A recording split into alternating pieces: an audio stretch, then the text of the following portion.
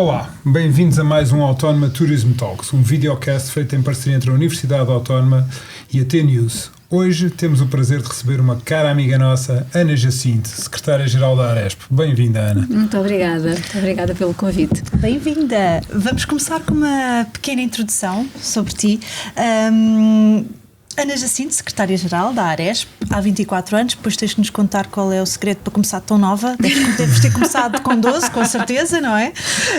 É uma pessoa com uma simpatia contagiante e uma comunicação natural, características que refletem a sua confiança e realização profissional. Nasceu em Lisboa, mas com raízes em Valdigem, no concelho de Lamego, e é adepta do Futebol Clube do Porto. Eu também sou. Sempre foi uma excelente aluna, escolheu inicialmente Direito, mas tinha uma paixão por turismo. Influenciada pelo seu pai, Antero Jacinto, figura histórica no desenvolvimento do setor em Portugal, e licenciou-se em Direito na vertente jurídico-económicas na Universidade Autónoma de Lisboa. Portanto, estás em casa. Estou em casa, sinto-me em casa. E hoje na Aresp combinas estas duas paixões, Direito e Turismo. Duas coisas que temos em comum, não é? Porque eu também combino exatamente as mesmas duas paixões, também sou licenciado em Direito e também de exercício. Portanto, Sim.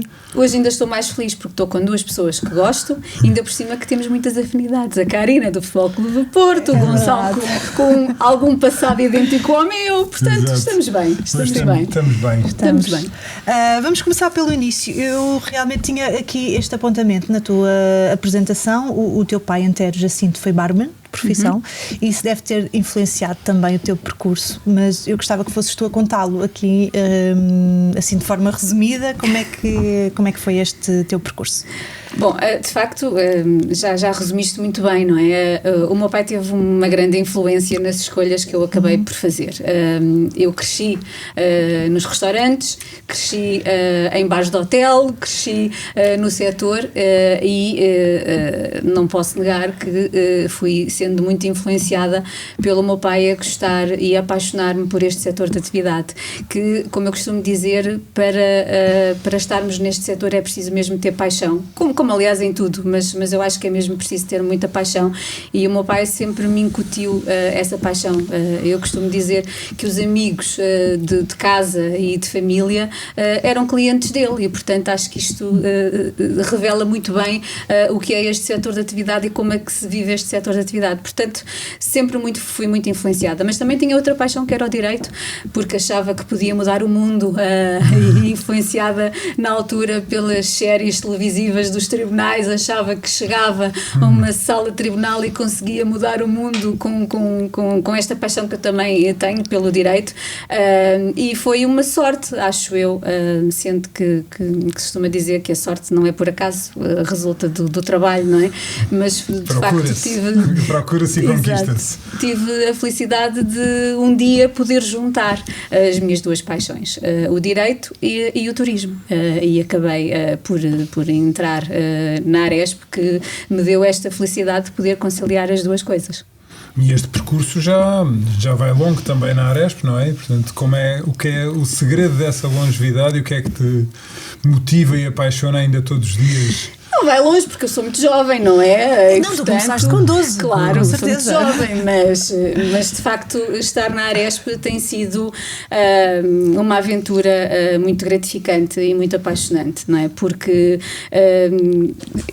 eu depressa, eu ainda cheguei a abrir um consultório, ainda estive a fazer advocacia sozinha, e cedo percebi, para já, que eu estava um bocadinho ainda no sonho do que era a advocacia, e portanto às vezes quando nós nos confrontamos com a realidade não é bem o sonho que nós achamos, e depois trabalhar num escritório sem ter pessoas em número suficiente para me poderem desafiar não estava no meu ambiente natural, e a Aresp veio proporcionar isso, não é? O convívio com as pessoas, o conhecer pessoas, o aprender com as pessoas, o estar com permanentes desafios e o impacto podes ter em muitos associados, porque são muitos associados da Aresp, espalhados de norte a sul do país. Portanto, a Aresp é uma das associações de referência que tem, e a capacidade que nesse papel tens de poder ajudar na prática muitas empresas e pequenos empresários deste... Sim, depois não há rotina, não é? Porque como o setor é muito transversal, nós tocamos todas as áreas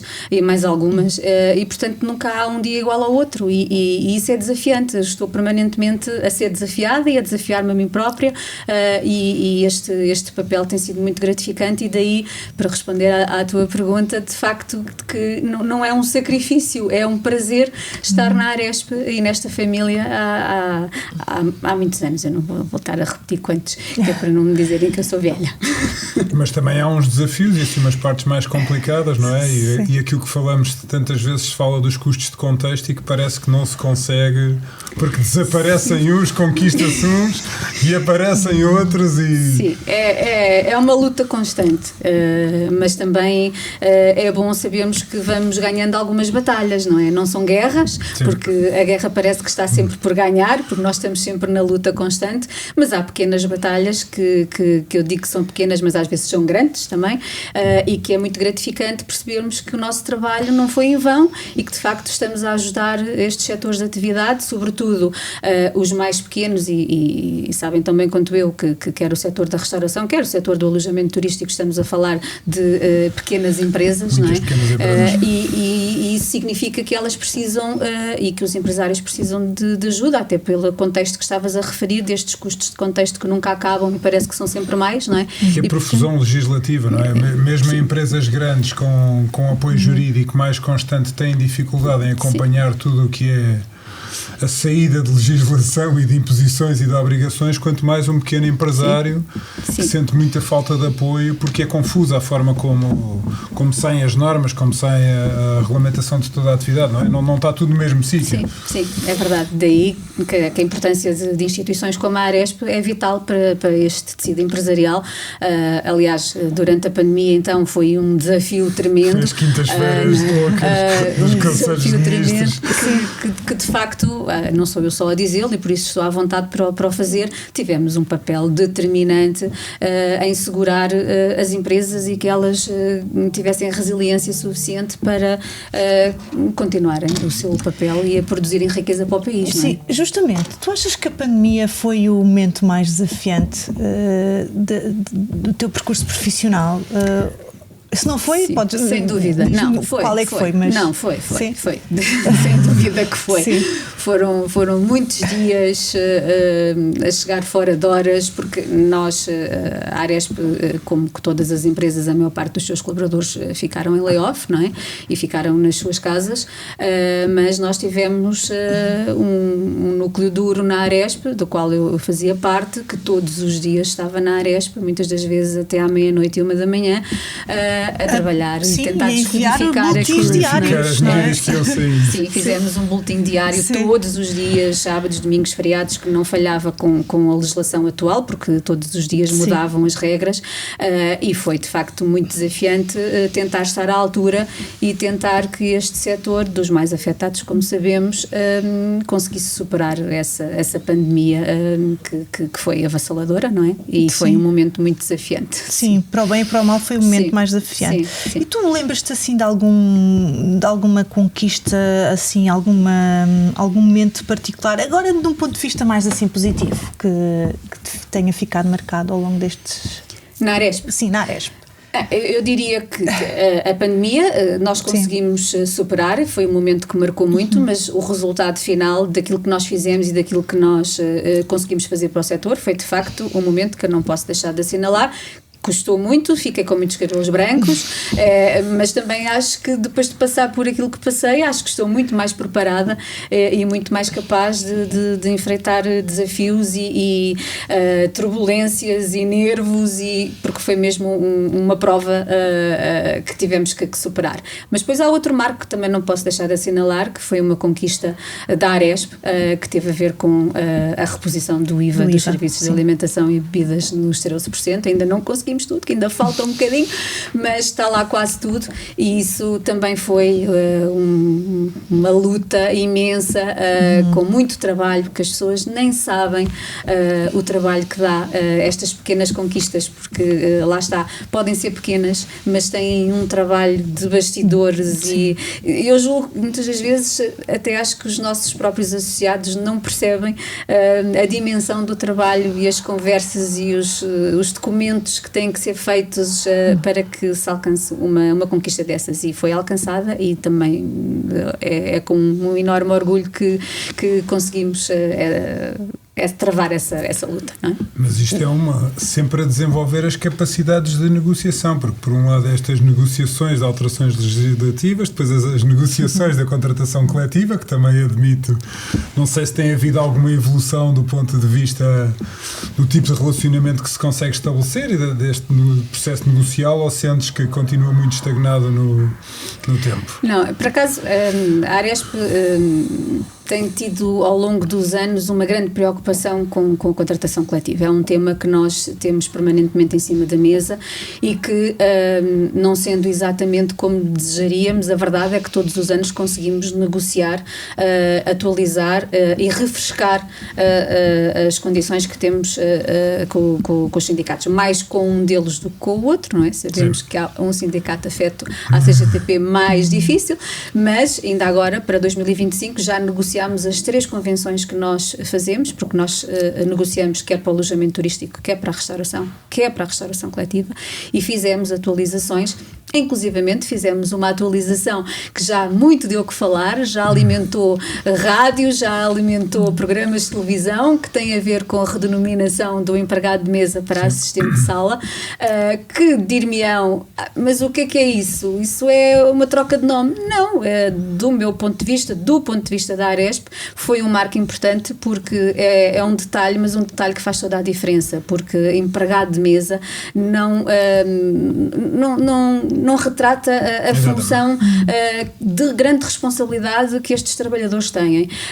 E é um pequeno passo que depois associamos a valorização também salarial e que associamos a valorização de condições de trabalho e o nome. O nome é um detalhe, pode ser, mas do nosso ponto de vista é um detalhe que faz toda a diferença. Ajuda um bocadinho a explicar que muitas destas profissões, mais do que algumas tarefas rotineiras do dia-a-dia e que habitualmente eram associadas a essas profissões, têm uma coisa hoje que é muito relevante, que é estas pessoas neste setor acabam por ser relações públicas e tratar do acolhimento ao cliente e serem, no fundo, ali a principal porta de contacto entre a empresa, o hotel, o restaurante e o cliente. E, portanto, acabam por ter ali uma função muito mais de interação e muito mais humana do que propriamente alguns aspectos técnicos. E se a mudança de terminologia ajudar a puxar mais por esta componente humana, eu acho que as profissões assumem outro contorno completamente diferente. Eu costumo dizer, e se calhar acontece a cada um de vocês, eu se vou a um restaurante, a cozinha pode ser espetacular, a comida é extraordinária, mas o serviço não é bom. Não volto lá. Mas se for ao contrário, se de facto a cozinha não é assim tão boa, mas o serviço é espetacular, nós voltamos lá. E, portanto, o empregado de mesa, que agora é o assistente de sala, é de facto determinante para que nós tenhamos uma boa experiência naquele espaço. E o trabalho que ele tem, como dizes, de acolhimento, de vender aquilo que ele quer vender, porque se for bom, ele vende aquilo que ele quiser vender. E nós vamos com uma expectativa de ir degustar qualquer prato, mas saímos com aquilo que ele nos vender, não é? E, portanto, assume aqui uma importância tremenda. Sim, são componentes comportamentais, de acolhimento, comercial, de venda, de relacionamento com os clientes, e portanto tem uma série de características em que a própria designação deverá tentar puxar um bocadinho mais por elas, porque elas até são mais importantes hoje em dia, pelo menos na minha visão, do que alguns aspectos técnicos. É verdade. E por outro lado, não sei se também notas, mas do próprio lado dos empresários também houve uma evolução grande. Hoje eu acho que há uma genuína preocupação com o bem-estar dos colaboradores, e há um fenómeno de conquista das empresas a tentarem conquistar os colaboradores. Portanto, estamos num ambiente também social muito diferente do que deu origem ao fenómeno, ao início dos fenómenos da contratação coletiva, não é? Da chamada luta. E, portanto, hoje não há tanto uma luta, há mais um namoro e uma conquista de parte a parte, não é? Sim, é verdade. Há uma perspectiva totalmente diferente, e acho que os empresários hoje estão muito mais atentos à necessidade do que é reter o talento nas suas empresas, até porque o setor é um setor de pessoas, com pessoas, para pessoas, e portanto o nosso talento é muito importante, e o que eu assisto diariamente é uma grande preocupação para termos melhores condições de trabalho. Não é só a remuneração, porque a discussão à volta da mesa passa sempre muito ainda, infelizmente, sobre a remuneração. Não é só a remuneração. sabes tão bem quanto eu, ou vocês sabem, que hoje em dia, quando estamos a contratar alguém, já não é a primeira questão que salta logo na primeira conversa. O que salta na conversa é que horário é que eu vou ter, que condições é que eu vou ter, e isso é que nós precisamos ainda, já estão muito mais despertos, mas precisamos de melhorar. Os empresários precisam de receber capacitação nestas áreas, sim, para poder perceber o que é que podem fazer, não tanto na questão remuneratória, que obviamente que é importante, porque toda a gente precisa de dinheiro para ir ao supermercado e fazer as suas compras e pagar as suas contas, mas já não é tão relevante. Nós precisamos, é impossível hoje nós fazermos horários como se faziam há 50 anos atrás, não é? E essa capacitação, a Aresp também está muito preocupada e tem procurado dar cada vez mais instrumentos aos empresários, não só ao nível da contratação coletiva, como também ao nível da capacitação, porque há coisas que nós podemos fazer já, não precisamos da contratação coletiva, não precisamos, os empresários podem fazer já, desde que percebam que de facto são passos que num primeiro nível se calhar até trazem alguns custos, mas que depois a médio e longo prazo são benefícios e é um investimento que estão a fazer, não é? E mesmo do ponto de vista das remunerações, eu acho que o setor tem evoluído positivamente. Imenso. Portugal não é propriamente o exemplo das remunerações na Europa, mas não é um tema muitas vezes associado ao setor do turismo, mas eu acho que hoje até é menos do setor do turismo, porque o setor do turismo acho que acabou por conseguir fazer crescer mais ou melhorar as condições até mais do que outros setores. E vê-se muitas empresas a darem depois um conjunto de benefícios adicionais que nem sequer resultam de nenhuma obrigação legal, os seguros de saúde, eventos, prémios, etc., que não resultam de nenhuma obrigação legal, mas precisamente por essa necessidade de... Sim, só que as microempresas, voltamos outra vez ao mesmo, não é? De facto, vamos assistindo cada vez mais, mas as microempresas têm muito mais dificuldades em fazer esse tipo de forma estruturada, não é? E, portanto, é preciso darmos capacitação por um lado e condições para que isso possa acontecer. E isto eu já disse demasiadas vezes, mas nunca é demais dizê-lo. Nós não podemos fazer a mudança sozinhos. Nós temos que fazer a mudança, empresários, trabalhadores, mas o Estado também tem uma responsabilidade enorme nesta matéria. E o que nós temos assistido diariamente e constantemente é que o esforço é sempre de um lado, é as empresas. E não pode ser. Este esforço tem que ser de todos. Porque eu tenho imensas empresas que fazem um esforço enorme para fazer não só as atualizações que resultam da contratação coletiva, mas acima, porque senão também não têm trabalhadores, mas depois no final do dia o trabalhador, o que leva para casa não é significativo, porque a carga fiscal continua a ter um peso tremendo. Portanto, isto é um trabalho que tem que ser de todos e ninguém deve ficar excluído deste desiderato, que já evoluímos muito, como tu dizes, mas a verdade é que temos que continuar a evoluir.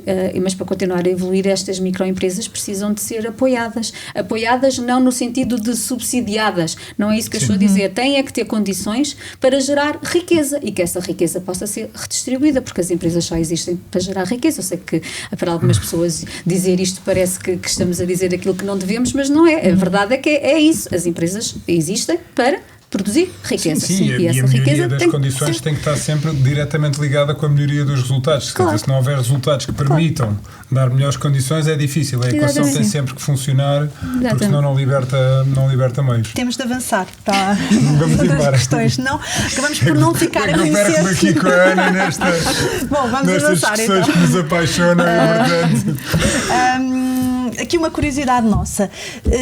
Eu comecei por dizer que tu tens uma simpatia contagiante, tens a melhor gargalhada deste setor, eu diria, de sempre, mas estás muitas vezes à mesa em negociações, não é? Como já falámos, e aí tens que vestir a tua capa séria, não é? Como é que é? Eu não sei se o que vou dizer é eticamente correto, mas a verdade é que eu acho que todos os assuntos sérios ganham muito mais quando tratados com alguma simpatia, com alguma descontração. Eu lembro-me das primeiras reuniões em que participei na Aresp, até foram com os sindicatos, porque eu entrei para o gabinete jurídico na altura, e lembro-me de entrar em salas, para já, predominantemente masculinas, porque não havia mulheres, e depois era de facto um clima tenso, era um clima de confrontação, a palavra é mesmo tenso, era um ambiente totalmente tenso. E eu acho que esta forma que eu não consigo mudar para o bem e para o mal, não significa que eu esteja a tratar os assuntos com menos seriedade, mas de facto eu não consigo estar nesses climas tensos e deixar-me arrastar por esses climas, e portanto a minha forma de reagir é sempre com mais simpatia e com mais delicadeza e com mais proximidade, se quiserem, é a proximidade. E eu entendo e defendo que de facto nós só conseguimos evoluir quando estabelecemos relações com as pessoas, sejam elas numa negociação coletiva, seja numa negociação com o governo, seja, tem que haver uma relação, quando eu digo relação, tem que haver proximidade com as pessoas têm que estar minimamente descontraídas, transparentes e seriedade no assunto, mas não significa que ele tenha que ser tratado de uma forma muito tensa, é a palavra certa. E, às portanto, vezes confunde-se com o conteúdo, pode ser totalmente diferente, ou seja, até se pode manter firmeza e ter bastante conteúdo e bastantes argumentos e dizê-los de uma forma mais simpática, descontraída e mais simpática. E eu acho que isso tem funcionado. Este setor, não é? E de facto eu acho que tem funcionado, porque hoje em dia as reuniões não são nada como há uns anos atrás. Se de facto nós consecutivamente conseguimos chegar a bom porto, é exatamente porque conhecemos as pessoas e porque nos relacionamos com as pessoas e porque mantemos uma relação com as pessoas, e eu acho que isso só tem trazido aspectos positivos, e não vejo como uma fraqueza, acho que vejo mesmo como uma força. E em termos de igualdade de género, já que tocaste no tema, o setor hoje está mais equilibrado? Sentes que já não é como quando começaste? Ou... Não é como comecei, mas continuo a achar que temos um caminho grande para percorrer, sobretudo porque o nosso setor de atividade não tem propriamente uma discriminação salarial em função do género, mas tem aquilo que nós chamamos alguns telhados de vidro que estão mais escondidos, que é no acesso a determinadas posições de liderança que ainda estão muito ao cargo dominadas. O que não quer dizer que isto tenha a ver com as políticas das organizações ou até com quem tem estas oportunidades para dar às mulheres. Muitas das vezes são as próprias mulheres que por questões culturais que ainda estão enraizadas na nossa sociedade e familiares. Às vezes é pressão da própria família. É isso que eu quero dizer. É a própria família que acaba por... São questões culturais que nós precisamos ainda de resolver, porque ainda está muito ligado um determinado papel à mulher, que hoje já tem que ser dividido e há muito tempo que já devia de ser assim, mas que as mulheres incorporizam pelas próprias pressões que têm na família, que ainda é um papel delas. E, portanto, há aqui um caminho que eu acho que ainda tem que ser feito. E depois, consoante a área, também há ali orientações, quer dizer, as equipas de manutenção de um hotel continuam a ser essencialmente masculinas e as de housekeeping maioritariamente femininas, embora o housekeeping tenha tido a ter algumas mudanças, a manutenção menos, menos, continua a ser ainda uma profissão muito masculinizada. Vamos olhar para o futuro? Vamos. Porque temos também outra curiosidade, que é, daqui a 10 anos, onde é que tu te vês, o que é que tu te vês a fazer? Com essa pergunta eu não posso responder de outra forma, porque eu quero me ver na Aresp.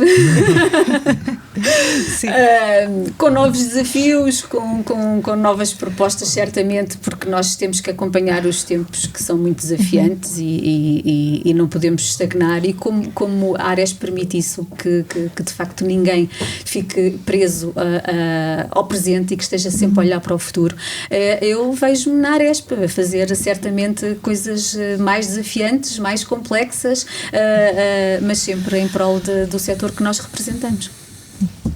E agora vamos falar aqui de conselhos, no fundo, para quem quer seguir esta carreira. O que é que tu dirias a um jovem que quer iniciar-se nesta área do turismo? Eu constantemente vejo-me nesse papel, porque falamos muito com jovens e nós recebemos muitos jovens na Aresp e estamos ligados a muitas academias e constantemente me fazem essa pergunta, e eu diria que já falámos um bocadinho sobre isso. A principal preocupação que têm que ter é: têm paixão ou não têm paixão por este setor? E deixa-me, eu sei que temos pouco tempo, mas para percebermos bem às vezes o que é que eu quero dizer, eu tenho um exemplo em casa. O meu filho foi estudar gestão turística na Este e agora está a fazer um mestrado em Les Roches, e eu devo-vos dizer que infelizmente ele, quando foi para este estudar turismo, não fui eu a responsável, mas admito que indiretamente o tenha influenciado, não é? Mas ele não estava muito convencido. Ele sempre trabalhou nas férias, no setor, em restaurantes, em hotéis, fez alguns estágios em hotéis muito conhecidos, mas eu nunca lhe senti verdadeiramente paixão por o servir. E nós temos que ter orgulho no servir, paixão.